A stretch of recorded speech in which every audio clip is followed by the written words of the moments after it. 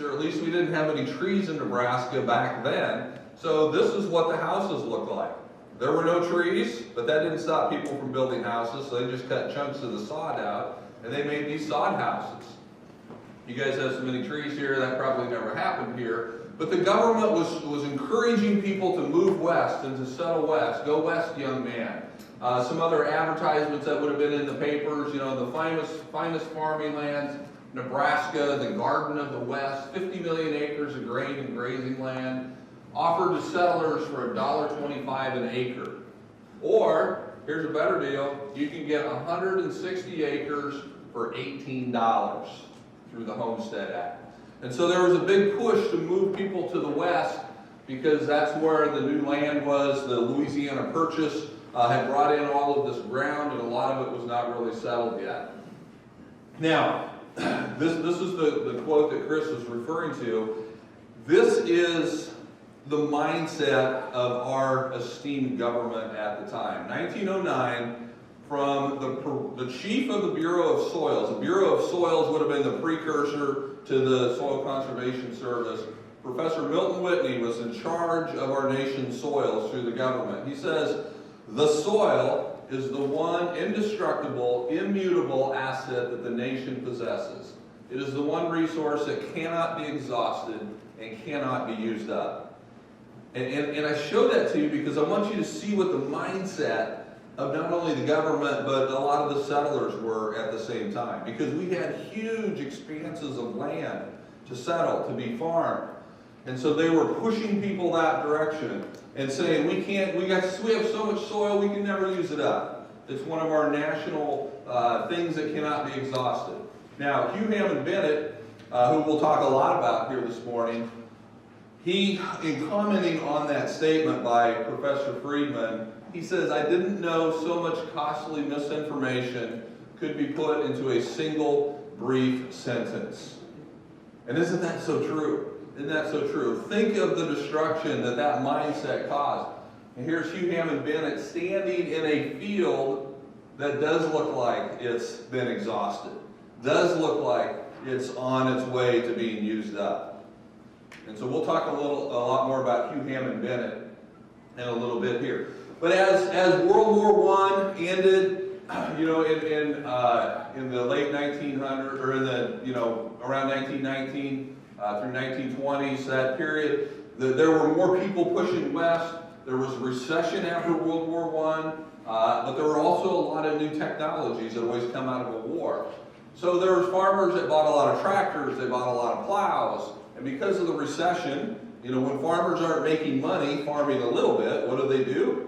They go out and farm a whole lot more to make even less. And so that's what happened. There were, between 1925 and 1930, more than 5 million acres of previously unfarmed land, basically of the virgin prairie out on the high plains where I'm from, was plowed up. That's a lot of land. With the help of all this mechanization, with all of these acres, farmers, like we do a great job. We produced record wheat crops in 1931. But guess what? Nobody had any money. Doesn't matter how much wheat you can produce if nobody could buy it. So this overproduction, along with the Great Depression, led to severely reduced markets. So again, farmers couldn't make enough money, so they plowed more land. And so they broke more land to grow more grain to make less money. And that's what all this is setting the stage. You guys know what's coming probably. On the heels of all of this, of all of these people moving west, of all of this land being plowed, we had one of the worst droughts in the history of our area. Multiple years of severe drought and very, very strong winds led to the greatest man-made ecological disaster in modern history. That's the Dust Bowl. Now, when I give this talk back home, people can relate to the Dust Bowl very, very well. You guys, we probably donated some of our topsoil to you folks out here. I'm guessing that you guys didn't blow like this. And I would really like to be able to stand up here and tell you that this you know, we solved this problem and it hasn't happened since.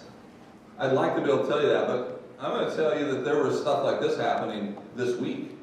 Back in Texas, Oklahoma, Kansas, and Nebraska, when we flew out here on Saturday, The winds started really blowing on Sunday and Monday, 60, 70 mile an hour winds. I know there was over 1 million acres of ground in Oklahoma that burned. There were big wildfires in Texas and in Kansas. Hundreds of thousands of head of cattle died because they just literally got burned up. And now the ground is blowing again. So this is still happening, not on the scale, but this is what happened. And you've all seen pictures of the Dust Bowl, a huge, huge disaster. This one is from 1935, dust storm approaching Spearman, Texas. I've seen pictures exactly like that from recent times, recent years. Just utter destruction of the land blowing away. Just buried vehicles, buried equipment, buried buildings, utter destruction and desolation. And so that kind of sets the stage for this whole conservation movement and the shifting from the mindset of our soil as the immutable resource that cannot be exhausted or used up. It's a shift in thinking. And so the 1934 Yearbook of Agriculture, the government reports that 35 million acres of formerly cultivated land have essentially been destroyed for crop production. 100 million acres now in crops have lost all or most of the topsoil, and 125 million acres of land now in crops are rapidly losing topsoil. So that's over 250 million acres of land that they basically said it's either gone, on its way to being gone, or almost there. Pretty dire situation. Hugh Hammond Bennett in 1934, on the heels of that, said, now we have this evil with us. And when he's talking about evil, he's talking about the whole soil erosion. We have this evil with us on an enormous scale, and the nation may as well gird tightly its belt for a continuing battle against this process of land wasting. That is, if we are to avoid the eventuality of becoming probably the world's most outstanding nation of subsoil farming, which of course generally means bankrupt farming on bankrupt land. And you know, that's what a lot of us have been doing. We've been farming bankrupt soils, and it's hard to make a living doing it because so much of our topsoil has been lost. I'll show you some pictures of that here in a little bit. So Hugh Hammond Bennett, again, very much like what Chris was talking about. In my opinion, Mr. Bennett was a true visionary, because even back in the 30s, when all of his colleagues were saying, terraces and waterways and, different things like this, he understood the problem. He understood that the problem of soil erosion is not a physical problem, it's an agronomic problem. He says soil erosion control on cultivated land is essentially an agronomic problem. It's the way that we're farming. It's not working. And so the government forms a bureaucracy. The Soil Erosion Service, the SES, was formed in 1933 and was established to kind of make these demonstration projects throughout the country. You can see all the different demonstration stations that they set up. But it was very limited in funding, very limited in scope, and it would expire in June of 1935. So this helped. It was the first step. But there was so much political infighting and bickering. I know that's hard to believe because that never happens now. But back then, this whole concept of soil erosion, everybody agreed something had to be done, but the Department of Agriculture wanted control over it, but so did the Department of the Interior. And so there was all this bickering back and forth within the government, and nothing was getting done, and the soils continued to blow. And so in 1935, at the height of the dust storm, in the midst of all this political infighting and nothing getting done because they were just arguing about turf wars, and some of this is kind of an urban legend. We don't know how much of this actually happened. We do know the dust storm happened. The worst dust storm of the entire Dust Bowl happened in March of 1935. And it started down in Texas, and it blew up through Oklahoma, came up through Kansas, probably took some of the topsoil from right in Webster County, Nebraska, where we farm. And it was such a sustained windstorm, it just made its way across the entire United States. And Hugh Hammond Bennett was testifying before Congress, and he was getting telegraphs on a regular basis from his friends across the country. So he was tracking this cloud of dust, this enormous, huge cloud of dust, as it made its way across the Midwest, as it crossed the Mississippi River, and it just kept marching eastward. And on March 20th, 1935, this is what Washington, D.C. looked like. This is a clear day. That's not fog. That's not smoke. That's the Lincoln Memorial, and you can barely see the sun, but it's all but blotted out because of dust. Dust from Texas and Oklahoma and Kansas and Nebraska. And it made it all the way to Washington, D.C. And this is where kind of the urban legend, or it makes a good story anyway. Hugh Hammond Bennett was testifying before Congress, trying to get legislation passed to do something, to get the government to do something about soil erosion. And the legend has it that as he's testifying, and you know, I can picture the congressman kind of not paying attention or dropping off to sleep or whatever. He walks over to the windows of the room where they're testifying, and he throws open the curtains, and this is the type of thing they see, and he says, "Gentlemen, this is Kansas passing by the window." And that got their attention. The dust storm that blew all the way through and actually affected the politicians in D.C. And sadly, that's what it took, I guess. But that got them moving, that got them doing something, and so in April, less than a month later, they passed Public Law 7446, and here's what they said. They said the wastage of soil and moisture resources, and I like that they recognize it's not just soil, but moisture resources on farm, grazing, and forest lands is a menace to the national welfare. And they established the Soil Conservation Service, a permanent agency, not a temporary thing, as a permanent thing, a permanent division of the USDA. So they gave control to the Department of Agriculture, which is good. You could be working for the Department of the Interior. I don't think that'd be any better.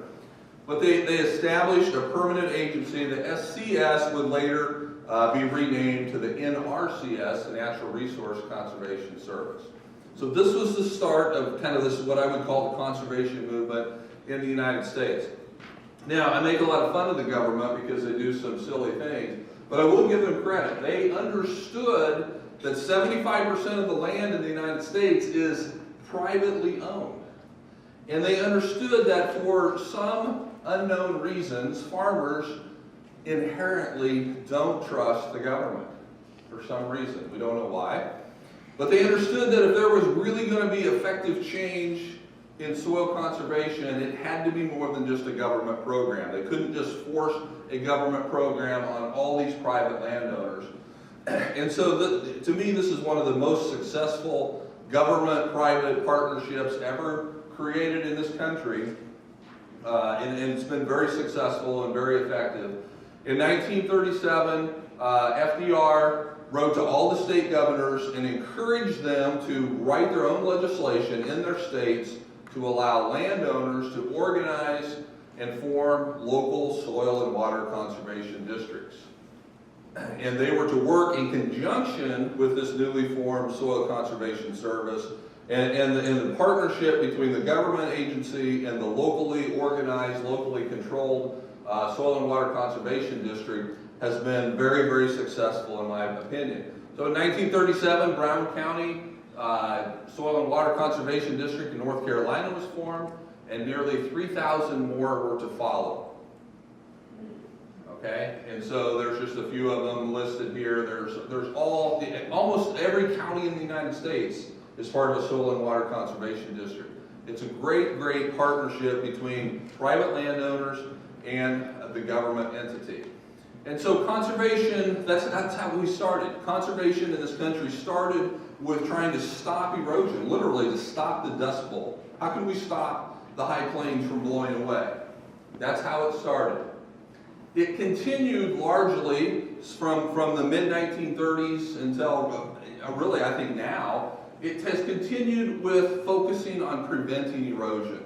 And as Chris said, you know, we've got terraces, we've got waterways. There was a big emphasis, you know, back in the 70s and 80s on reduced tillage or conservation tillage. You know, the 90s and the 2000s, a lot, you know, no-till, a lot of promotion of no-till. You know, get your conservation plan put together. All these things are great things, like what Chris was saying. These are all good things, but we focused mainly on trying to prevent erosion And we've got this T factor, but we still tolerate soil loss. We'll talk about the T, which is the maximum amount of erosion at which the quality of the soil as a medium for plant growth can be maintained.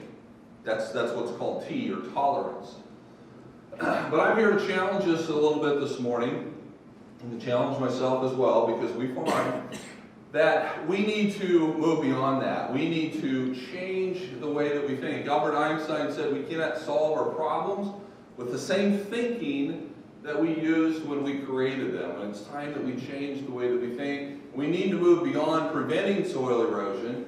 We need to move beyond tolerating soil erosion. We need to move beyond sustainable even. That's kind of been a hot word here in the last few years, sustainable farming. And I think you guys had Gabe Brown here a couple years ago. I've heard Gabe say this many times. Why would I want to sustain a resource? Why would I want to sustain my soil when it's already degraded? I don't want to do that. We can do better. And it's time we move on, in my opinion, in our conservation movement to rebuilding our nation's soils. And not just tolerate soil erosion, not just sustain what we have, but to rebuild our nation's soils. And it's going to be a huge task for us to do. Here's the enormity of this task, ladies and gentlemen. We've got 900 million acres of farmland in the United States, and the vast majority has experienced significant degradation through erosion and loss of organic matter. Okay, and I'm not just talking about how much topsoil we've lost, although that's really important. We'll also talk about how much organic matter we've lost. I would suspect none of you have ever seen this in person. No? Nobody? Okay. This is from a rest stop of all places. This is a rest stop in Iowa. If you ever drive down Interstate 80, Iowa's got the best rest stops in the country. Very cool. Each one of them kind of has a theme, and they spend a lot of money, and they do it upright. A lot of things I don't like about Iowa. This is pretty good. So this particular rest stop on I-80 in Iowa is all dedicated to soil.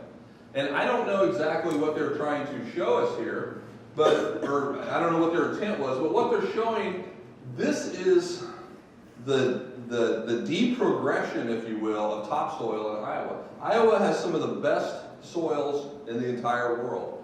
In 1850, they're showing you the subsoil here, and then the black column, that's how much topsoil they had. That's 10 to 12 feet. And this is the part of Iowa where this thing was. 10 to 12 feet of topsoil in 1850, when people would have came there and started farming. By 1900, look at that, they've lost 2 to 3 feet. By 1950, lost another couple feet. By the 1970s, lost a couple more feet. And by the year 2000, they're down to that. Now, they still have more topsoil than most of us start with. And they don't probably even understand how much they've lost because they still have a fair amount. I say most people would be thrilled to have that much to start with. But look at the percentage that they've lost. They've lost almost 2/3 of their topsoil. Now, where I farm, where you farm, none of us have lost 8 feet of topsoil, but I'll bet you that most of us have lost 50 to 60 to 70% of the topsoil that we started with. That's pretty standard from anything that's been farmed for more than 100 years. You're going to see over half the topsoil already gone.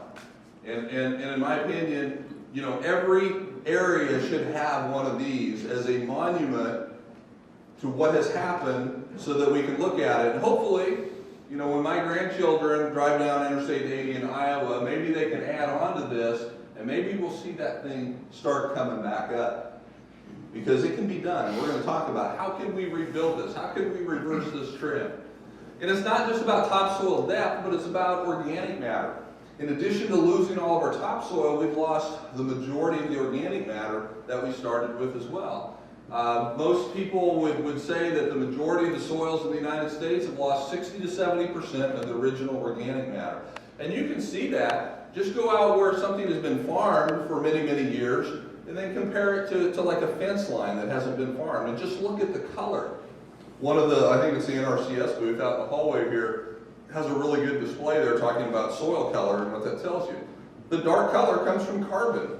Carbon comes from organic matter, and the darker the soil, for the most part. The darker the soil, the more organic matter it has. And so we started out with this, and now we've got a lot of this. This is a picture of Oklahoma. You've probably all seen pictures of Oklahoma, famous for their red soil. I was speaking at a conference out in western Oklahoma last year, and there was an old guy on the bus with us. And he was an old farmer, and he was talking about his grandfather. So this would have been the grandfather of an old guy, so this would have been, back, 100 years ago probably.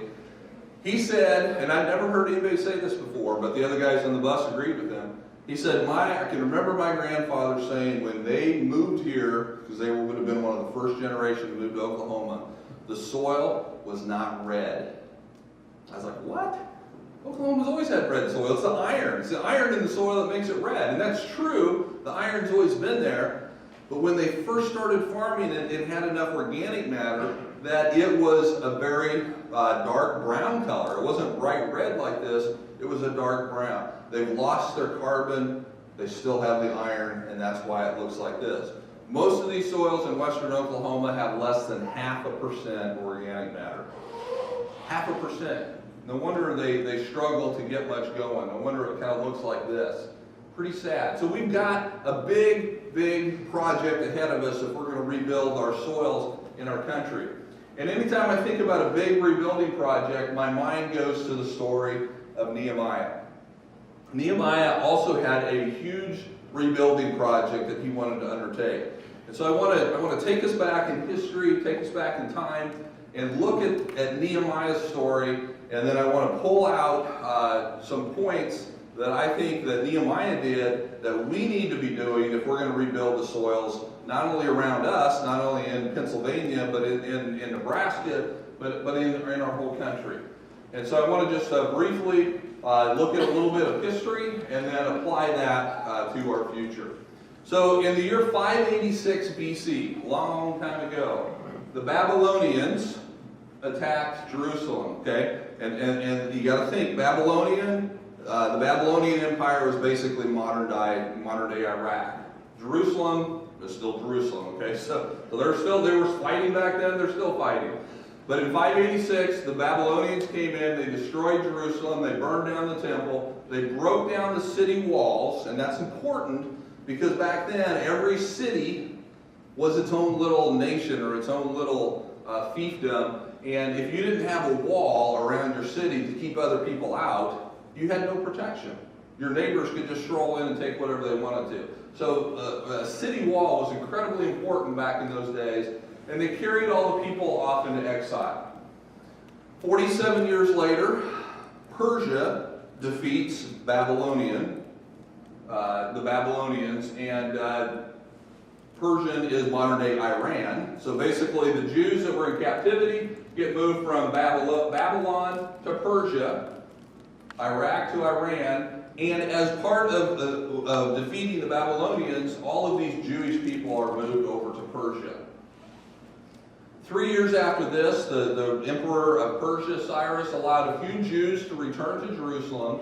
A guy named Zerubbabel leads the first wave of Jews to return. They rebuild the temple over a 20-year period, but they don't do anything with the city wall. And I'm telling you all this because it sets the stage for our story. 61 years later, Ezra leads the second group of Jews to return to Jerusalem, and this time it's a larger number. It's about 1,500 men and their families go back to Jerusalem.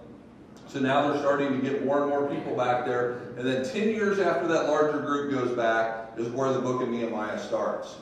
Okay, so I set all that up so we can see what happens in the life of Nehemiah. But before we do this, I want to just briefly tell you who Nehemiah was. Nehemiah was a Jew. He probably was not born in Jerusalem. He likely was born in Babylon, because he would have been born from parents that would have been captured and taken to Babylon, and then later moved to Persia. And it says in there that he's the cupbearer to the king. Now that doesn't mean anything to us today, but it was a very important position back then. And what this was, it's kind of a good thing, bad thing kind of deal. It's a good thing because it's a very prestigious position, because basically what you did is before you took any wine to the king, you had to taste it. Because even back then, probably especially back then, there was a lot of political infighting and a lot of assassination attempts. So what better way than to try to poison the king if you wanted to get rid of him? So they would always have someone taste the wine before the king did. Okay? If you didn't die, it's good for the king to drink. All right, go ahead. So it's one of those deals where I trust you enough to taste my wine, but if you die, we can replace you. Kind of one of those deals. So he was still a slave, but he had a very high position. He was a very trusted individual because he was cupbearer to the king. And so this is where we start the story of Nehemiah. Remember, it's 10 years after this group of 1,500 families moved to Jerusalem, and Nehemiah said, now it happened that some men from Judah, from Jerusalem, they were coming back through Persia, and I asked them concerning the Jews who had basically returned to Jerusalem. And he asked them, how's it going? How's things going over there? I haven't really heard. I knew this group went back. And they said to me, the remnant there in the province who survived the captivity are in great distress and reproach. They're in bad shape. Because the wall of Jerusalem is broken down and its gates are burned with fire. And so this starts Nehemiah on this journey to rebuild the walls of Jerusalem. And we're going to see how big of a task this is. This is no small thing. This is not going out and putting up chain link fence, keep your dog in kind of thing. This is a big deal. And so this sets the stage for this rebuilding project that Nehemiah undertook. And I think we can glean lots of good information out of this as to what we need to do to rebuild our soils. And specifically, we're going to look at we need to have the right leaders, we need to have the right workers, and we need to have the right tools if we're going to rebuild and repair and restore the soils that has been entrusted to us. Okay, so that's what I want to do. So first of all, we need to have the right leaders. No good project can survive or even get started without having the right leaders, having good leadership. And there's three characteristics of leaders that I want to just share from you that Nehemiah exhibits, and I see exhibited in many of the leaders in our soil health movement. Number one, they care deeply. They care very deeply. Nehemiah did not find out about the walls by accident. He asked.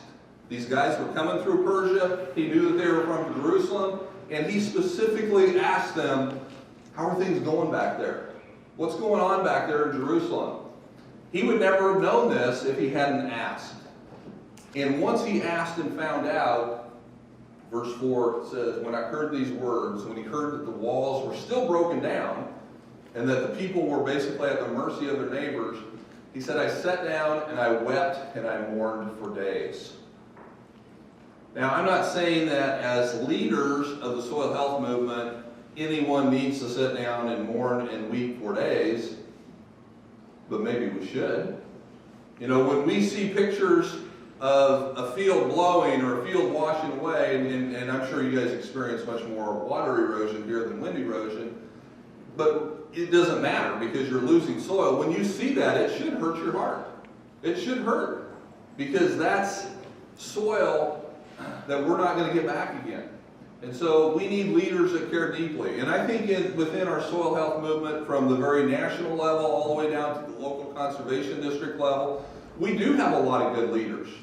And I want to encourage people in here that I think every single one of you has not only the ability, but I'm going to tell you at some point in your life, you're going to have the responsibility to be a leader. Whether it's in the soil health movement or some other movement, you will be called on to lead. Now, you may only be leading a small group, maybe yourself and your family and a few neighbors. You may be asked at some point to serve on your local conservation district board. And by the way, if you ever get that opportunity, if there's an opening available, I would highly encourage you to consider doing that, because that whole thing was set up to be ran by private landowners. And we need the best private landowners to be on those boards just to set those policies and to direct those programs.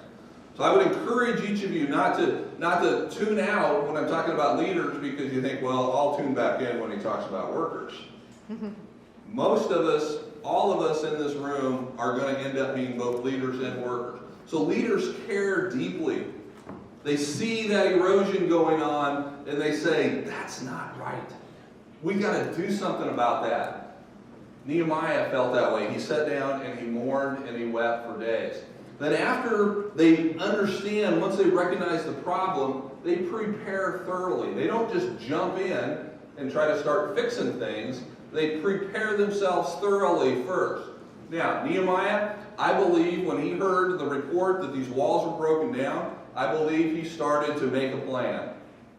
He didn't know if he'd be successful, but I believe that he had a plan to rebuild the walls of Jerusalem. But before he started, he writes in there that he prayed and he fasted for 4 days. That's how he prepared. He planned, he prayed, he fasted. Now again, as leaders, we don't necessarily have to pray and fast for 4 days before we go out and try to rebuild our soils. But we need to prepare thoroughly. You don't just jump into things without being prepared. And once you're prepared thoroughly, then you act boldly. Okay? That's a hallmark of leadership, is you act boldly. You don't do little things, you act boldly. But you don't act boldly until you've prepared thoroughly. We'll see how this played out in Nehemiah's life. Okay, remember Nehemiah's position. He was a cupbearer to the king. He had an important job. The king depended upon him. The king trusted him with his life, essentially, but yet he was still a slave. He wasn't really in a position to say, I need to take a few days off and go do this little project I'm hatching up. So here's what it says in chapter 2. So as Nehemiah says, I took up the wine and I gave it to the king. Now I had not been sad in his presence before. So the king said to me, why is your face sad, though you are not sick? This is nothing but sadness of heart. Then I was very much afraid. I said to the king, let the king live forever. Why should my face not be sad when the city, the place of my father's tombs, lies desolate and its gates have been consumed by fire? Then the king said to me, what would you request? What do you want to do, Nehemiah? I understand your situation now. What do you want to do? So I prayed to the God of heaven, and I said to the king, if it please the king, and if your servant has found favor before you, send me to Judah, send me to Jerusalem, to the city of my father's tombs, that I may rebuild it. Then the king said to me, the queen said beside him, how long will your journey be, and when will you return? So it pleased the king to send me, and I gave him a definite time. You see, Nehemiah had prepared for this moment. He was scared to death, because he didn't know what the king was going to say when he says, can I take some time off and go do this? But when the king said, how long is it going to take? He had an answer for him. So leaders, this is a bold move. This is acting boldly, but it's being prepared thoroughly first. And so that's what leaders do. They care deeply, they prepare thoroughly, and then they act boldly.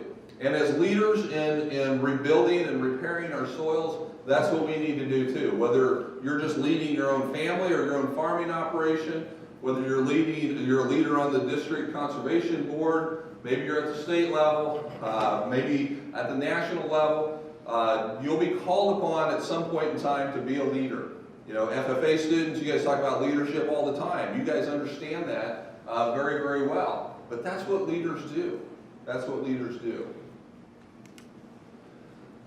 Okay, so once we have the right leadership in place, and I think we do have a lot of good leadership in place in the soil health movement, a lot of them have been here speaking to you over the last couple of years. You've had some of the best. Then we need to focus on the right workers, because the leaders are great, leadership is important, but leadership doesn't always get all the work done. Okay, that falls on the backs of the workers. And the first characteristic of the workers that I want to share with you is they have to have a common vision. They have to have a common vision. Look at how Nehemiah does this. Okay, he's back in Jerusalem. He says, so I went up at night by the ravine and I inspected the wall, or what was left of the wall. Then I said to the Jews, the priests, the nobles, the officials, and the rest who did the work, so basically he's talking to the workers, you see the bad situation we are in, that Jerusalem is desolate and its gates are burned with fire. Come, let us rebuild the walls of Jerusalem so that we will no longer be a reproach. I told them how the hand of my God had been favorable to me, and also about the king's words which he had spoken to me. Then they said, here's the worker buy-in. Then they said, let us arise and build. so they put their hands to the good work. You see how he did that? He got this, and we'll talk about these workers. He was not addressing the union of stonemasons that could really do a good job building a wall. He's talking to a bunch of priests and nobles, lawyers, preachers, teachers, not blue-collar workers that knew how to build a wall, but yet he was saying, this is the situation we're in, here's where we need to go, and look at how they bought in. They said, let us arise and build. Good leaders inspire like this, so they put their hands to the good work. And what a tribute to this conference it would be when we leave here this afternoon, if we would maybe not say this, maybe we should say it. Let us arise and rebuild the soil.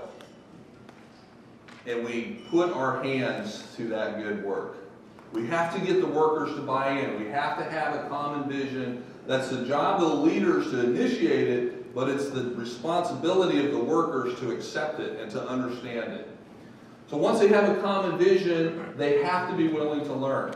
Because dedication to a cause is more important than a pre-existing skill set if the person is willing to learn. Because Nehemiah, like I said, he did not have a bunch of stonemasons. He didn't have a bunch of carpenters at his disposal. He was talking to a bunch of priests, lawyers, rabbis, people that didn't have a lot of building experience. That's probably the reason the wall had never been rebuilt. They didn't really know what they were doing, but they were willing to learn. And I would dare say that a lot of you in this room do have some pre-existing skills when it comes to rebuilding the soil, but there's going to be lots of other workers that we need to bring on board, and they may be hesitant to try no-till, or they may be hesitant to try cover crops because they say, well, I've never done that before, or that won't work here. Well, we've heard that one a lot, haven't we? I should be keeping a list of all the excuses that people give of why, that works in Nebraska or that works in North Dakota, but that won't work here. It will work. Not the same things that I do, not the same things that Gabe Brown does, but the principles will work. And you have to be willing to learn to figure out how to apply these principles that we're going to be talking about throughout the rest of this day. You have to figure out how to apply those principles to your operation and make them work. You have to be willing to learn. And that's much more important than already knowing what you're doing. Some of the most successful people at rebuilding their soils had no farming background whatsoever. Case in point, Gabe Brown. Gabe Brown was a banker. He didn't grow up on a farm. He had no farming experience. Several years of hail and drought drove him to the verge of bankruptcy, and he had nowhere else to turn other than to do what he started doing. And he's definitely one of the leaders of this whole movement, the regenerative agriculture movement. So dedication to the cause and willingness to learn is much more important than already knowing what you're doing. And number 3, you can't get overwhelmed. Remember, we have 900 million acres to rebuild. That's overwhelming. What did Nehemiah face? Here's an artist rendering of what the city of Jerusalem would have looked like at the time of Nehemiah. This wall that they're going to rebuild is a mile in circumference. Think about walking a mile. That's quite a ways. The average height of this wall would have been 15 feet high. Okay, so that's probably almost to the top of the ceiling here. 12 feet wide at the bottom, 7 feet wide at the top, 10 big, large wooden gates that were all burned, 6 towers, they had these watch tower type things. And he had a bunch of unskilled workers, and as we're going to see, it was a hostile work environment. His neighbors didn't want him to succeed. This was an overwhelming task. Nehemiah had an overwhelming task on his hands. So how did he handle it? Well, like I said, we've got overwhelming on our hands too, with 900 million acres of farmland, lots of erosion, both water and wind, and people keep throwing this in our face too, don't they? Oh, you guys got to feed 10 billion people by the year 2050. Better get going on that. And maybe some of us work in hostile work environments. We'll talk about that. So here's what Nehemiah did. This is genius. Above the horse gate, the priests carried out repairs, each in front of his house. After them, Zadok, the son of Immer, carried out repairs in front of his house. After him, Meshullam, the son of Berechiah, carried out repairs in front of his own quarters. You see the pattern? You see what Nehemiah did to overcome being overwhelmed? Basically, he says in there, each of you to your own work. Each to his own work. In essence, he was saying, fix the part of the wall that's right outside your house first, because that's what you're going to be most motivated to do. That's what's going to be the easiest for you to do, because it's just right there. And then you can start helping your neighbor. And that's exactly what we need to do as workers in this rebuilding the soil movement, is we need to rebuild the soils that we're farming first. That's where we need to focus, and I think that's what we're doing. But we need to not look at all 900 million acres. We need to look at that portion of the work that God has given us to say grace over on a daily basis. And then once we get that going, then we can expand, we can move out. If we don't do that, if we don't focus on our own little piece of the pie initially, it's way too easy to get overwhelmed. But then once we get it done in front of our own house, then we branch out, then we start helping our neighbors get their work done. And the last part of being a good worker is you have to be courageous. This is not going to be an easy thing. It was not an easy thing in Nehemiah's day. They were under a lot more distress than we probably will be. But look at this. Not everyone's going to support your work. If you go out and you start changing the way that you farm because you're going to try to rebuild or regenerate or repair your soils, you've got to do some things differently than what you've done in the past, most likely. Not everyone's going to support that. You may get made fun of by some of your neighbors. You know, Russ will talk about some of those experiences. I'm sure our neighbors talk about us. We just don't go to the coffee shop, so we don't hear it, but I'm guessing they do. My dad goes. I'll have to ask him what they say about it. But listen to what his neighbors were saying. Remember I said each kind of city around that area was kind of its own little nation, its own little gang? Sanballat and Tobiah were two leaders of these other gangs or cities around. When they heard about it meaning Nehemiah coming back to rebuild the city, it was very displeasing that someone had come to seek the welfare of the sons of Israel. They didn't like it. They liked the fact that Jerusalem had no wall. Why? Because they could ride in there anytime they wanted to and take whatever they wanted. They had free access to the whole city. And they could come and go as they pleased. They could take as they pleased. They had no protection. They had a pretty good deal. Often you'll be ridiculed for your work. I would imagine that some of you in here have been ridiculed for some of the farming practices you tried to implement. Look what happened in Nehemiah's time. When Sanballat heard that we were rebuilding the wall, he became furious and very angry, and he mocked the Jews. He spoke in the presence of his brothers and the wealthy men of Samaria and said, "What are these feeble Jews doing? Are they going to restore it for themselves? Can they offer sacrifices? Can they finish it in a day? Can they revive the stones from the dusty rubble, even the burned ones?" And then Tobiah, the Ammonite, was near him and said, "Even what they're building, if a fox should jump on it, he would break their stone wall down." And I don't think that was probably true, but he was making fun of them. They were being ridiculed for the work that they were doing, and that may happen to us. That may happen to you. I have a friend in Louisiana. He's a very progressive, very good farmer. He's trying to implement cover crops in a really tough area where they grow a lot of rice. His neighbors have actually come to him, have come up and had the boldness to come up to him and say, "We think that maybe you should find another place to farm. Because all this cover cropping stuff that you're doing makes it really hard for us to bring the airplanes in and just spray everything like what we're used to doing." They've actually come to him and said, "We think it's time for you to move on." Well, he's not moving on. They're going to have to put up with it. But that happens. That happens. If it doesn't happen here, it's happening somewhere. You're going to get ridiculed. Now, hopefully, it never goes this far, where you're the subject of plotting and attacks. So when Sanballat and Tobiah and all these other guys heard that the repairs of the walls of Jerusalem went on, that the ridicule didn't stop them, and the breaches began to be closed, they were very angry. All of them conspired together to come and fight against Jerusalem and to cause a disturbance in it. They're actually plotting to attack them. Now again, I really hope and pray that never happens to us as we're trying to rebuild our soils. hopefully it doesn't go that far. But what did Nehemiah do? How do you help workers to be courageous when you're faced with this hostile work environment?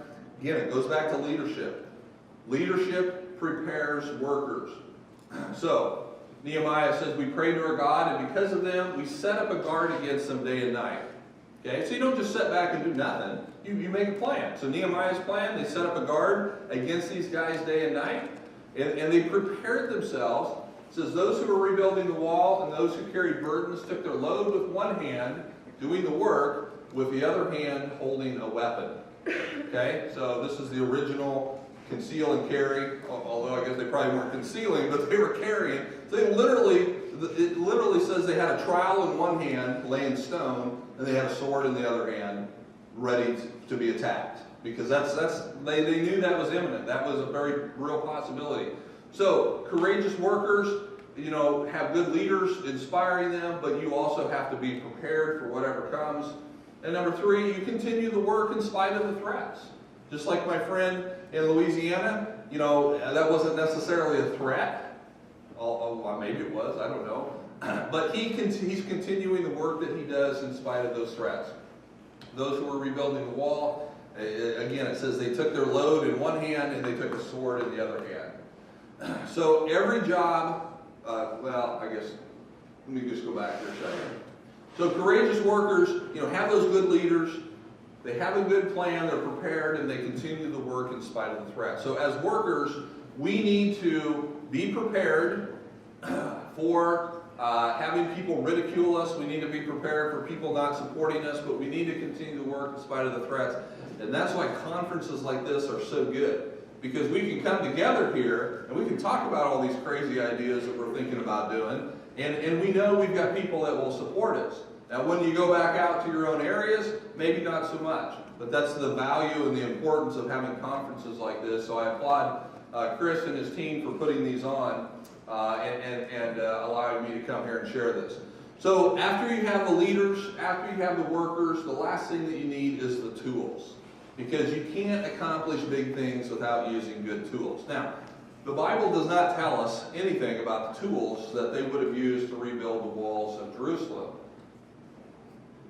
So I'm just guessing, speculating. I went on Google and just kind of looked for tools. They probably had some blocking tackles to lift the big stones up. And they would have had, in our standards, pretty primitive tools. But they used, I'm confident that they would have used the best tools that they had at the time.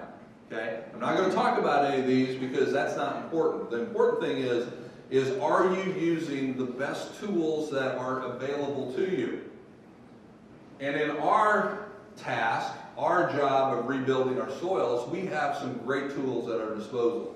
And we're going to be spending the rest of this conference talking about a lot of these tools. So I'm just going to briefly highlight them, and then we'll talk about them in more detail. Cover crops are one of the most important tools for rebuilding our soils. And as you'll see throughout the day, they're important because they put into the soil without taking out. Okay? They give without taking. And that's the value of a cover crop. And cover crops are one of the missing links that we have largely ignored. Our great-grandfathers, great-grandfathers, they used cover crops. We think we're so smart because we found cover crops. No, we've just rediscovered what our ancestors would have known. They didn't know why they worked, but they just knew they worked. And that was enough for them. And they used them because they knew that they could put nutrients back into the soil, and they could protect their soils and rebuild their soils by using cover crops. So cover crops are one of the tools. No-till farming, this is what it looks like when we plant corn. We want to do as little disturbance in the soil as possible. This is planted into wheat stubble that had a cover crop following it, and you can kind of see right here, maybe this is an old radish, and that corn is coming up right up through that old radish carcass. So no-till farming, not disturbing the ground any more than you have to, is another really good tool. Keep the soil covered. Keep the soil covered.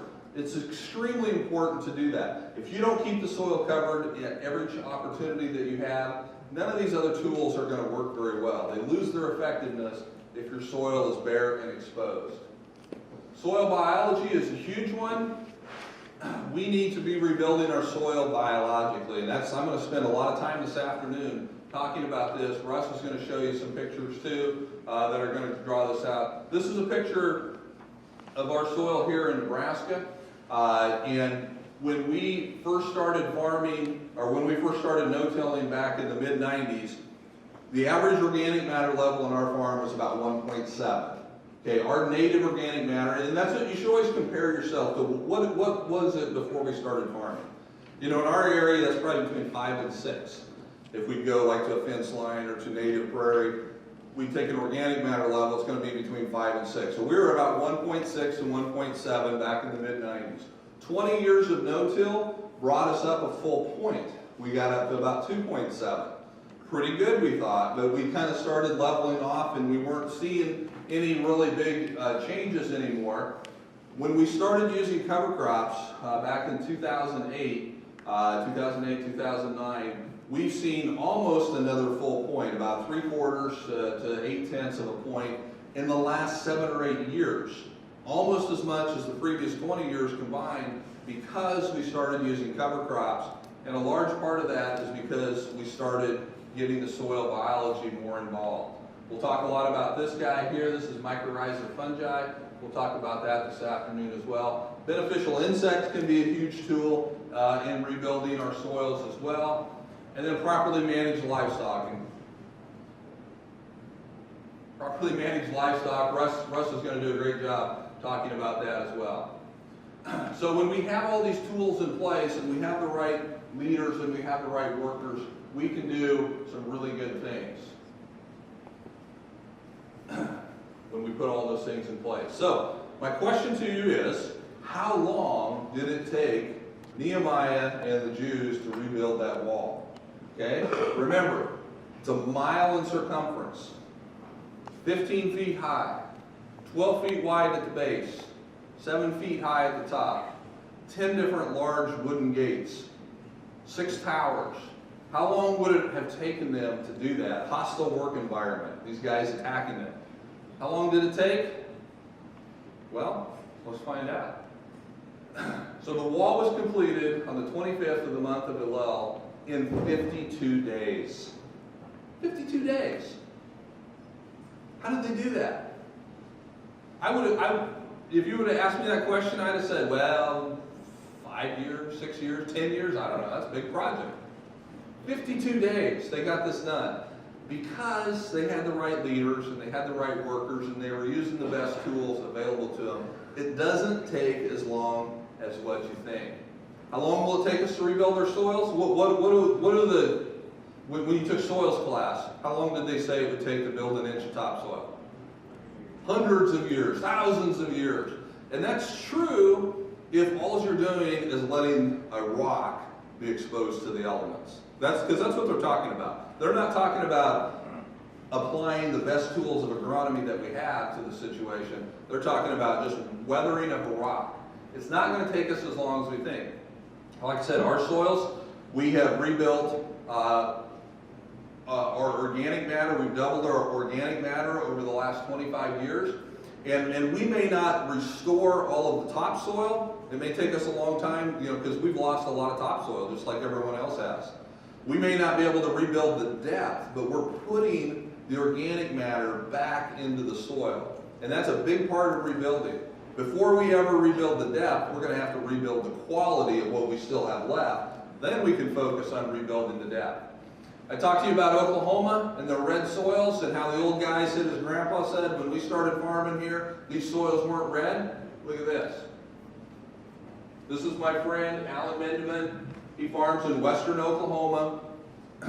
His neighbor's soils are all red, just like that picture I showed you earlier. This is what his soil looks like. Alan has been no-tilling for over 25 years. He has a very diverse crop rotation. He uses cover crops. In my opinion, he's one of the best farmers in Oklahoma. He grows a lot of the seed that we sell. A lot of the stuff from the south comes from Alan. Look at the color of his soil. Now, that would look pretty bad compared to what Iowa looks like. But for western Oklahoma, come on, that looks pretty darn good. He has changed the color of his soil. He's putting the carbon back. He's rebuilding the soil. And he's done that in 20 or 25 years. Not hundreds of years, not thousands of years. Dave Brand, I think, has he spoken here? Okay, he was here last year. I'm sure you saw some of these pictures. NRCS actually had to come in and reclassify Dave's soils. He's changed them so much that when they come through with the original soil survey, they come back and look at them again and they said, these aren't the same soils. I'm sure Dave said, well, I didn't bring new soil in, but he's done no-till, he's done cover crops. Dave's done cover crops for probably 30 years. And he's changed his soil so much that they've actually had to reclassify some of them because he's changed the color and the texture so much. So we can do this. We can change things much quicker than what we initially thought. If we have the right leaders, and we have the right workers, and we have the right tools, we can pull all this together and we can do it much quicker than we thought. I believe that we do have all of these things in place. Now it's just up to us to rise up and rebuild our soils. So, thank you very much. Do we have time for a couple of questions? 2 minutes. We have about 2 minutes. Does anybody have a question before we move on here? I do want to say, I know they're filming this. This will be made available probably later, but I have this talk on YouTube. The one I'm doing this afternoon is too. If you want to listen again, or if you want to share this with someone, you can just go to YouTube, search for Green Cover Seed. We have a YouTube channel there. Also, I just want to point out, we have some soil health resource guides that you're welcome to take. We've got a couple boxes. There's a table out in the hallway here. Actually, Green Armor Seeds, Mark Rohrbach, he's just down the road here at Catawissa. Mark works with us at helping sell some seed in this area. So stop by his table out in the hallway there. These are a 44-page resource guide. It's not just about cover crops. It really talks a lot about soil health. Lots of pictures in there, lots of good information. So make sure you stop by and grab one of those over there at Mark's table as well. We appreciate that. And this afternoon I'll be talking a lot more about the tools that we're using, and that may generate some additional questions. So thank you very much for your time and your attention.